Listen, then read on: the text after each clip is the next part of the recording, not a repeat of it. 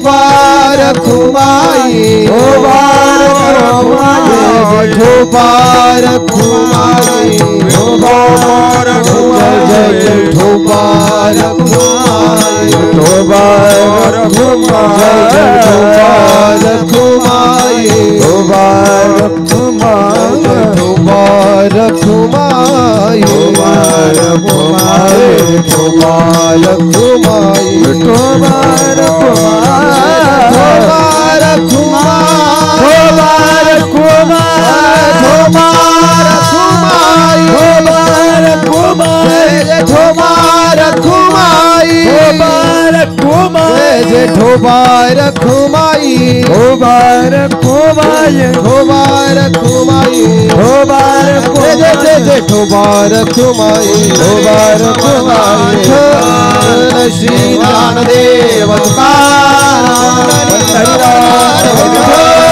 श्री ज्ञानदेव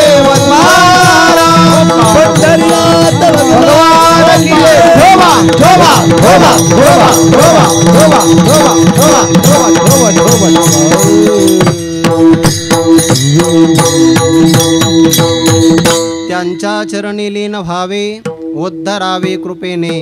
सर्व ठिकाणी भगवत भावाचा अनुभव ज्यांना आला, अशा महात्म्यांचा जर संयोग प्राप्त झाला तर आपलं असणारं मस्तक त्यांच्या चरणारविंदी लीन करावं, त्यांच्या चरणी लीन व्हावे. तद्विधी प्रणिपातेन परिप्रश्नेन सेवया उपदेक्षन्ति ते ज्ञानम ज्ञानिनस्तत्वदर्शिनः. त्यांच्या चरणारविंदी लीन व्हावं. मी आपल्या सर्वांच्या चरणी लीन होतो आहे. मला हे सगळे हार पाहिलं का असं वाटतंय? हे भाऊंचं आमच्यासारख्या असणाऱ्या साधकावर प्रेम आहे. तुका म्हणे तुम्ही उदार कृपाळ, शृंगारीले बाळ कौतुके. कारण ज्यांच्या जीवनामध्ये गुरुवर्य श्री मारुती बाबा, डॉक्टर बाबा, राऊत बाबा अशा सगळ्या महापुरुषांचं स्नेह संपादन करता आलं, सगळ्या महापुरुषांचं प्रेम संपादन करण्यासाठी सुद्धा एक अंतकरणामध्ये विशिष्ट प्रकारची पात्रता असावी लागते. आणि ती गुरुवर्य भाऊंकडे इतक्या मोठ्या प्रमाणात आहे की त्या पात्रतेचं वर्णन करण्याची सुद्धा माझी पात्रता नाही. विठाला विठाला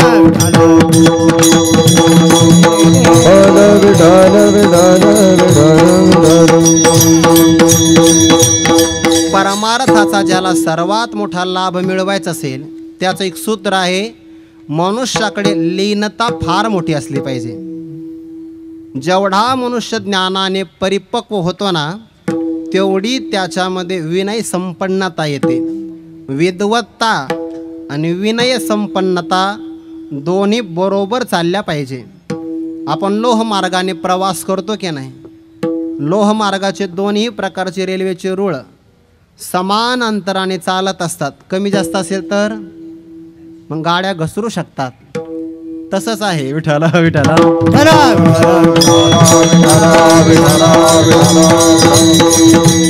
विद्वत्तेच्या बरोबर विनय संपन्नताच पाहिजे. विद्या विनयेन शोभते, विद्वत्ता विनयाने शोभून दिसते.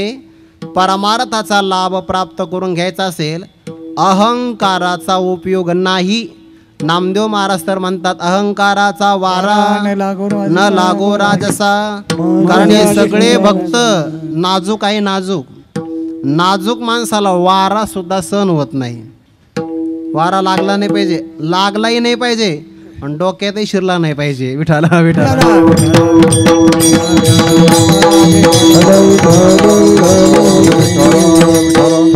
व्यवहारातलं उदाहरण देतो, लक्षात येईल.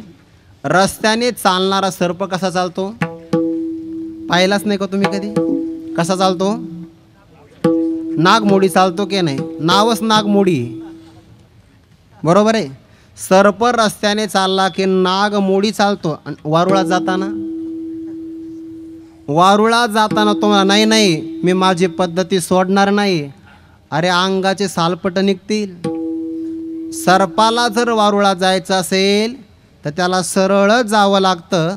तसं व्यवहारात तुम्ही नागमोडी चालले तरी चालेल, पण दत्त आश्रमात येताना सरळ आलं पाहिजे. विठाला विठाला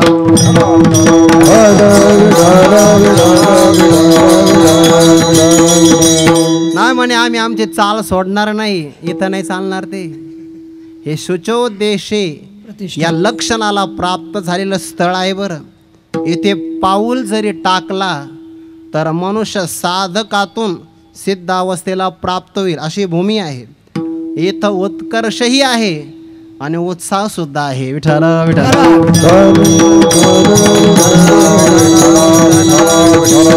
आश्रमात आलं तर त्यांच्या चरणी लीन व्हावे. आपण परमपूजनीय बालयोगी महाराजांच्या चरणारविंदी लीन व्हावे. अखंड अगर्वता होणे असती वा तयांची विनय हेच संपत्ती. जय जय जय मंत्री अर्पिते माझ्या ठाई. आता ज्ञानेश्वरीच पाठ आहे त्यामुळे काही अडचण नाही. विठाला विठाला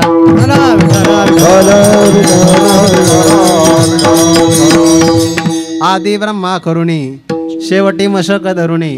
माझी समस्त हे जाणून स्वरूप माझे. वाडदा कुठे नमनती सजीव निर्जीव नेनती. देखील ये वस्तू उजो लुंटी ते मीची म्हणून आपले उत्तमत्व नाठवे. पुढील योग्य योग्य नेनवे. एक सरे व्यक्ती मात्राची नावे नमूची आवडे. नमीजे भूत जात देखील ऐसा स्वभाव चेतयांचा. हा त्यांचा स्वभाव आहे बघा. त्यांच्या चरणी लीन व्हावे उद्धरावे कृपेने. पण भगवत भाव सगळीकडे पाहिला तर अनुभव काय येतो. मावळले काम क्रोध वृत्ती सन्निध हरीच्या. काम शब्दाचा अर्थ होतो इदम मे स्यात्. इदम मे स्यात् इति इच्छा काम शब्दितः. मला हे असावं, मला हे मिळावं, हे प्राप्त झालं की माझं जीवन पूर्ण होईल असं विनाशी पदार्थाविषयी वाटणं याला काम म्हणतात. विठ्ठल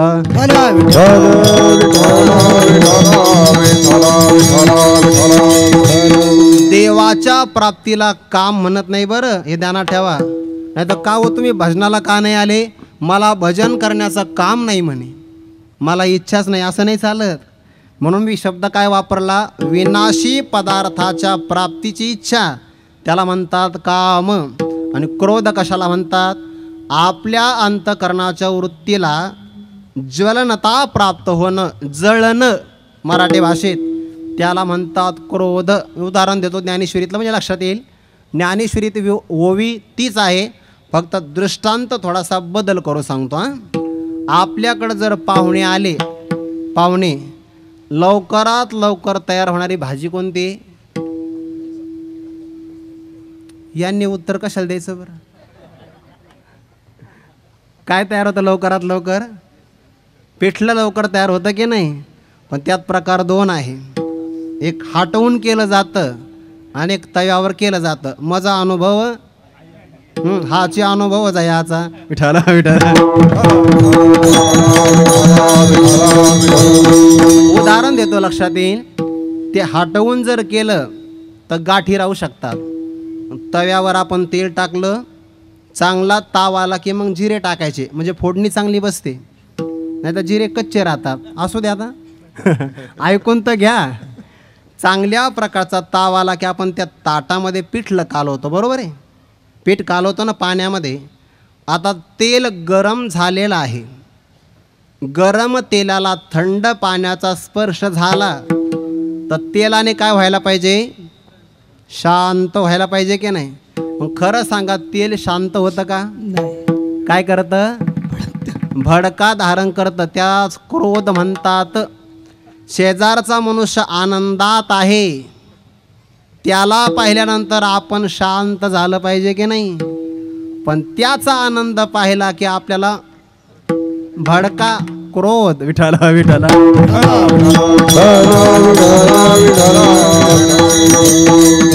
शेतजळाची भेटी तातला तेलिया गेवठी. चंद्र देखोनी जळे पोटी कोल्हा जायचा. तैसा विद्या विनोद विभवे. आनंदाची कारण तीन आहे. विद्या म्हणजे विद्वत्ता ज्ञान, विनोद म्हणजे समाधान, आणि वैभव दुसऱ्यांचं पाहिलं की आपल्यामध्ये रोष निर्माण होत असेल तर त्याला क्रोध म्हणतात. आणि संतांच्या ठिकाणी तो नाही. तुका म्हणे सुख पराविया सुखे, त्यामुळे त्यांना कामही नाही क्रोधही नाही. भाऊनी आठवणी सांगितल्या. बऱ्याचदा महाराजांना त्यांनी प्रश्न विचारला की तुम्ही असं का करता, तुम्हाला काय अपेक्षित आहे. मला काहीच अपेक्षा नाही. मावळले काम क्रोध, त्यांचं कारण काय. वृत्ती सन्निध हरीच्या, ज्यांची वृत्ती आतमध्ये आतल्या आनंदाला ग्रहण करते ना, त्या व्यक्तींना बाहेरचे अन्न पदार्थ लागत नाही. बरं, ज्ञानोबा म्हणतात, ज्याच्या जठरामध्ये अमृताचा पाझर लागला आहे त्याला ज्याप्रमाणे तहान आणि भूक सतावत नाही. अमृताचा निर्झर प्रसवे जयाचा जठर, तया क्षुधे तृषेचा आडदर कैची नाही. त्याला तहान आणि भूक सतावत नाही, लागतच नाही. नवस्कंदापर्यंत परीक्षित राजाने भागवत कथा ऐकली.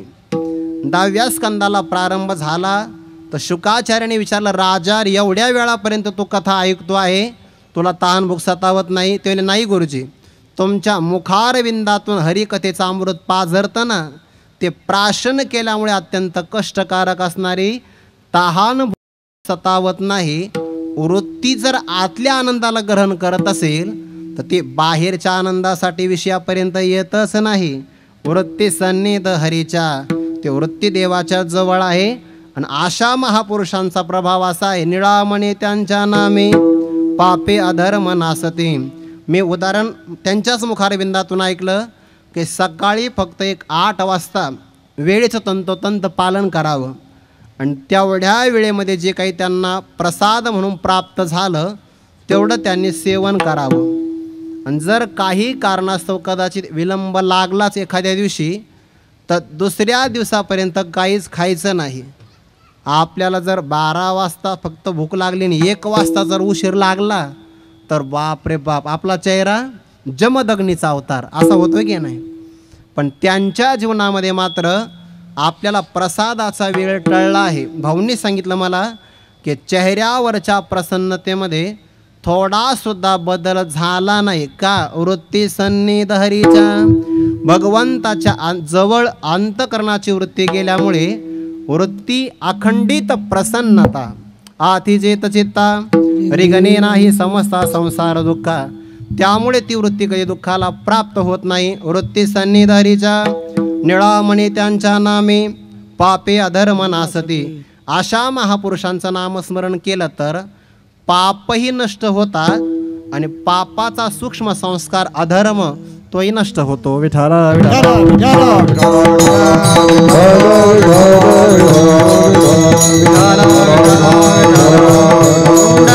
वरदा हरी विठ्ठल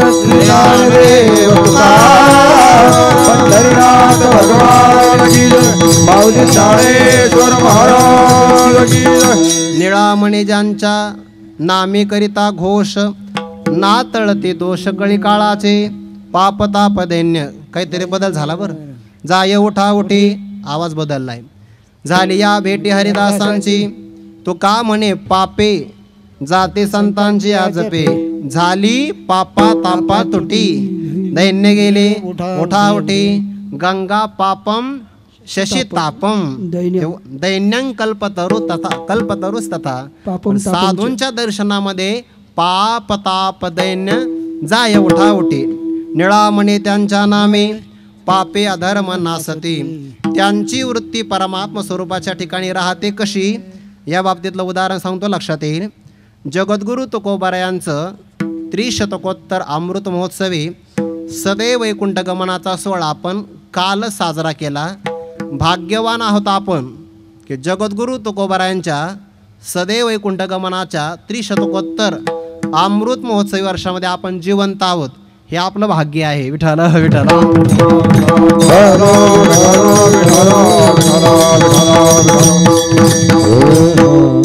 सगळ्या प्रकारचा असणारा प्रवास तुकोबारांनी केलेला आहे.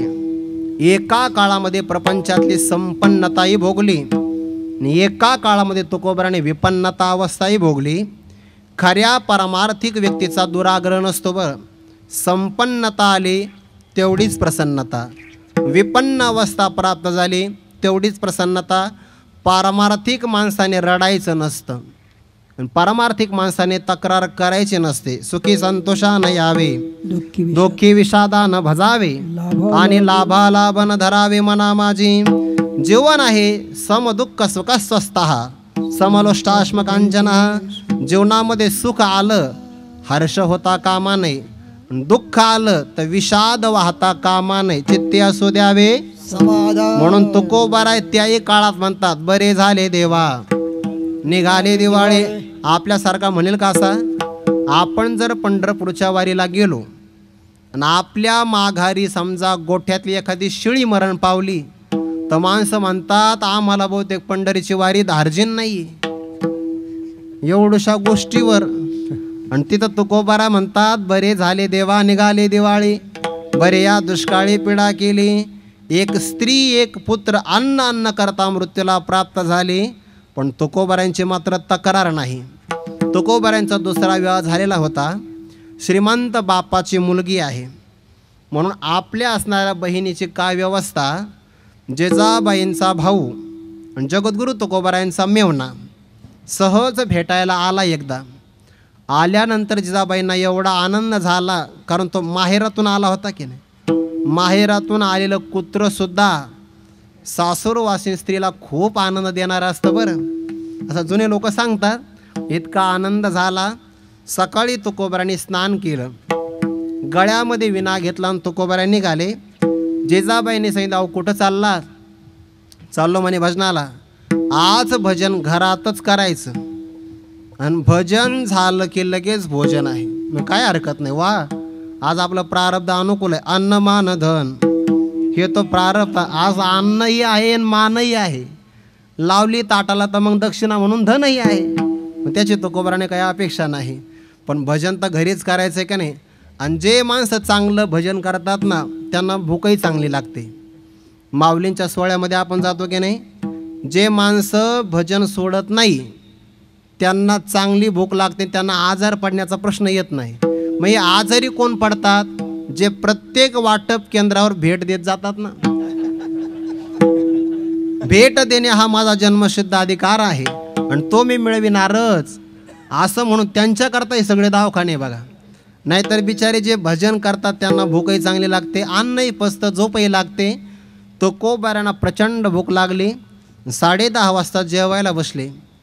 जास्त आनंद झाला तर काही गोष्टी विसरतात, दुःख झालं तरी काही गोष्टी विसरतात. असं आम्हालाही होतं बरं. कधी कधी जास्त आनंद झाला तर अभंगच विसरतो. असं कधी कधी होऊ शकतं. आनंदाच्या भरामध्ये बासुंदीमध्ये साखर टाकायची राहिली, भजे आमटी यांच्यामध्ये मीठ टाकायचं राहिलं. जेवायला बसले दोघंजण. वाढल्याबरोबर जेवणाची सुरुवात गोड पदार्थाने करायची असते, मध्यंतरी तिखट पदार्थ खायचे असतात आणि सर्वात शेवटी मग ताक असेल, आंबट पदार्थ घ्यायचे असतात. हे दुपारी बरं, रात्री दही खायचं नसतं. पहिल्यांदा प्रारंभाला तुकोबारांनी बासुंदीची वाटी घेतली, रिकामीच केली. एकही वाढ मागं जाऊ द्यायची नाही. आणि मेवण्याने विचार केला गोड घ्यावं बासुंदी, साखरच नाही. म्हणजे मग आपण भज्याकडे मोर्चा वळवू. भजे घेतले त्यामध्ये मीठच नाही. कशी तरी आमटी खावं त्यातही मीठ नाही. आणि तुकोबारा एक सुद्धा वाढ मागं जाऊ देत नाही. सरते शेवटी जिजाबाईंच्या लक्षात आलं की भाऊ काही जेवला नाही.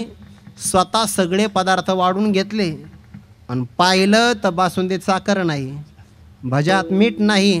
तुकोबारांना जवळ बोळवलं, इकडे या म्हणे. बरं आलो. काय? माझा भाऊ जेवला नाही, भूक नसेल. अहो असं कसं? बासुंदीमध्ये साखर नाही. तुकोबारा म्हणले स्वयंपाक तर मी काही केला नाही. अहो पण कमीत कमी सांगायचं तरी काम तुमचं आहे ना.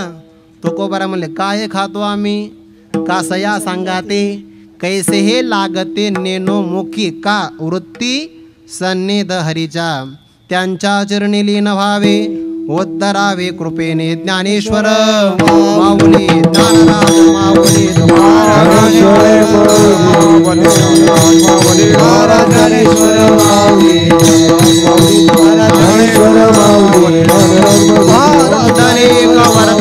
विठ्ठल श्री ज्ञानदेव,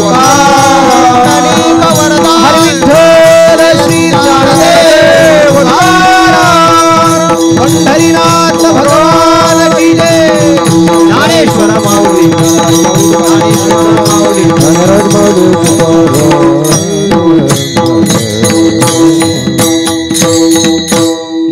म्हणे त्यांच्या नामे, पापे अधर्मनासते त्यांच्या चरणी लीन व्हावे. उद्धरावे कृपेने यथामती यथावकाश. निळोबारा यांच्या अभंगाचा काही भाव आपल्या समोर ठेवण्याचा प्रयत्न केला. झालेली सेवा ही आपणा सर्वांच्या चरणारविंदी, परमपूजनीय बालयोगी श्री नंदकुमार महाराजांच्या चरणारविंदी, गुरुवर्य भाऊंच्या चरणारविंदी समर्पित करतो. बोलण्याच्या ओघामध्ये एखादा शब्द चुकला असेल, आईवडिलांच्या अंतकरणाने क्षमा करा. आणि योग्य असेल ते आमचं काहीच नाही. सानंद सुखनिवासी गुरुनाम गुरु सद्गुरू जोग महाराज परंपरेतील जोग महाराजांपासून तर विद्यमान गुरुवर्य श्री समन्वय महर्षी शांतीब्रह्मश्री, ज्यांची उद्या या कार्यक्रमामध्ये कीर्तन सेवा आहे, संपूर्ण वारकरी संप्रदायाचं नतमस्तक होण्याचं एकमेव ठिकाण श्री मारुती बाबा कुरेकर यांच्यापर्यंत असणाऱ्या सगळ्या गुरुपरंपरेचं योग्य आहे ते त्यांचं आहे. त्यांचं म्हणून स्वीकार करा. आणि काही चुकलं असेल तर ते आमचं आम्हाला समर्पित करा. योगायोग असा आहे, ज्या काळामध्ये परमपूजनीय बालयोगी महाराजांनी इहलोकातला देह इहलोकामध्ये सोडला, महापुरुष एका देहातून अदृश्य होतात. त्यांचं निर्याण काय असतं? एका देहातून अदृश्य होतात आणि अनेकांच्या अंतकरणात विराजमान होतात, हे त्यांचं निर्याण असतं. एका देहातून गुप्त व्हायचं आणि अनेक असणाऱ्या हृदय कमळावर विराजमान व्हायचं आहे. योगायोगाने त्याही दिवशी सोमवारच होता आणि आजही सोमवारच आहे. त्याही दिवशी चतुर्थीच होती आणि आजही चतुर्थीच आहे. असा अपूर्व योग आपल्याला प्राप्त झाला आणि त्या योगावर योगायोगानेच मला सेवा मिळाली. ही झालेली सेवा महाराजांच्या चरणारविंदी समर्पित करून याच ठिकाणी थांबतो. रामकृष्ण हरी.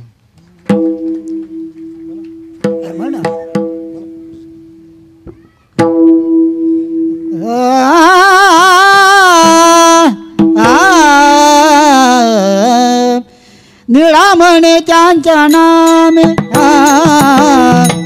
निळा म्हणे त्यांच्या नामे, निळा म्हणे त्यांच्या नामे, निळा म्हणे त्यांच्या नामे,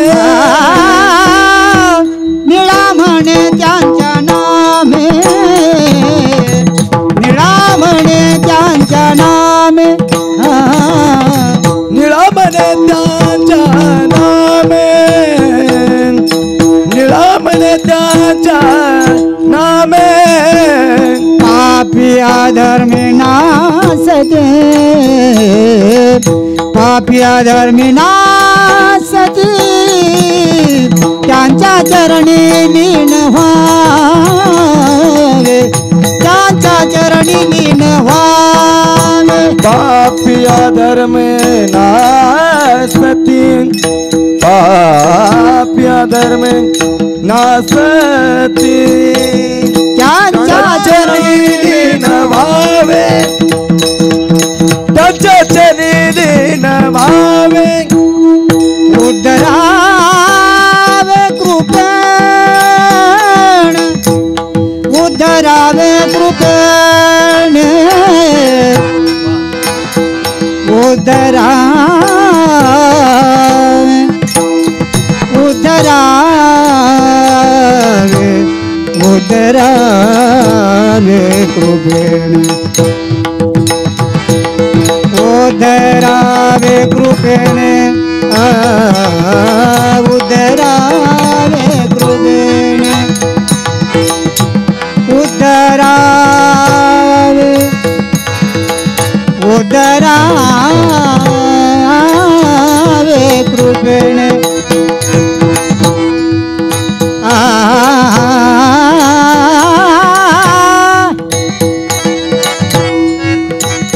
उद्धरावे कृपेण,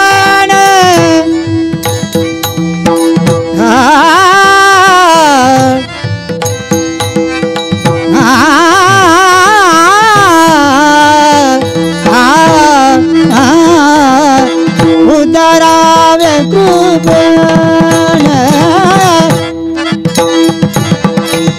उद्धरावे कृपेण,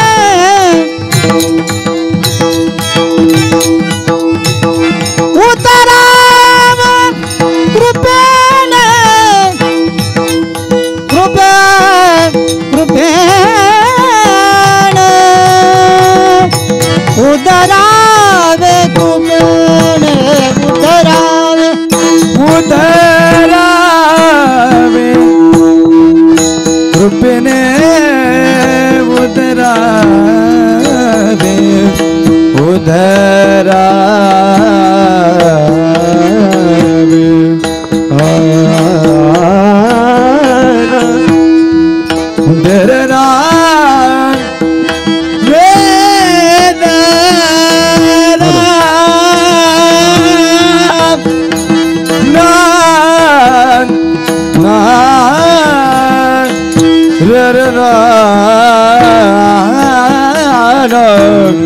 चरणा उधरावे कृपेने उद्धरावे कृपेने उद्धरावे कृपेने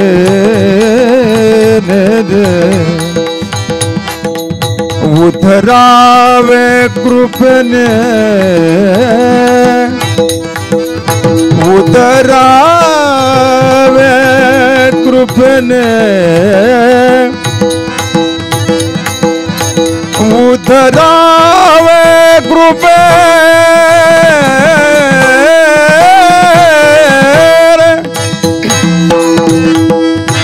उद्धरावे कृपेने उद्धरावे कृपेने उद्धरावे कृपेने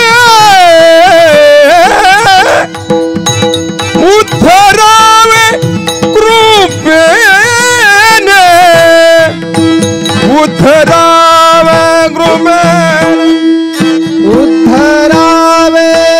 कृपेने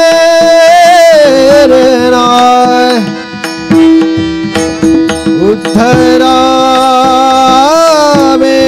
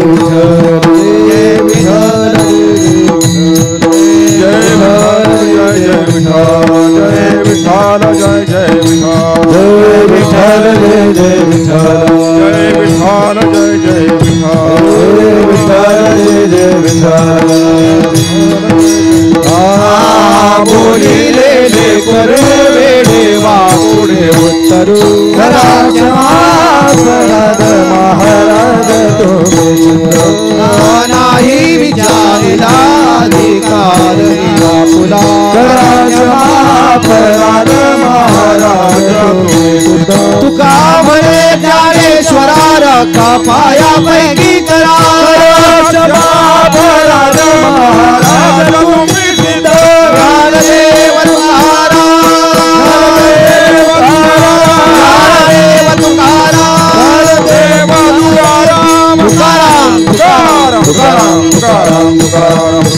कुंडली कवरला हरी विठ्ठल श्री ज्ञानदेव तुकाराम पंढरीनाथ भगवान की जय माऊली ज्ञानेश्वर महाराज की जय जगद्गुरु संत तुकाराम महाराज की जय।